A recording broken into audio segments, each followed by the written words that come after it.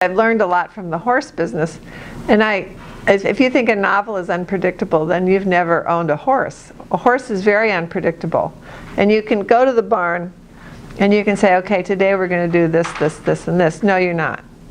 And so what you have to do is go to the barn and say, well, my general plan today is to do this, this, and this. But at each moment that you're riding, you're sensing some kind of connection to the horse is there or isn't there. You're sensing the horse is more willing to do this or that. Let's do that. The horse is spooky today. We can not even ride in the ring. We have to go on the trail or something like that. So I learned a lot. I got back to horses in what year was it?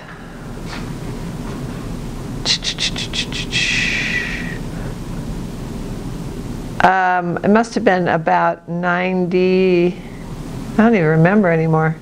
Oh, Axel was my son, who was born in 92. He was 9 months old, so it would have been the summer of 93. And I learned, it was like my midlife crisis relief button, because I learned to relax. I learned to not worry. I learned to try things and hope for the best. I learned to recover from an accident because I broke my leg. And I learned just to live in the moment in a lot of ways from the horses.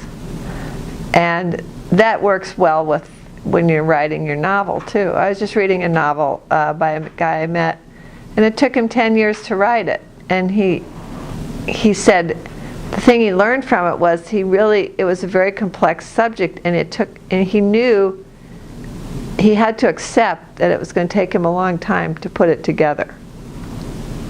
And he did. And when it came out, it was a big success. But you have to feel the pleasure in the writing rather than hoping for big success, because A, big successes are rare, and B, they aren't very satisfying when they come. So the day-to-day pleasure in just putting it on the page, thinking about the characters, thinking about the plot, thinking about the setting and the world that they live in, that has to be sufficient enough of a pleasure for you so that you can just keep doing that.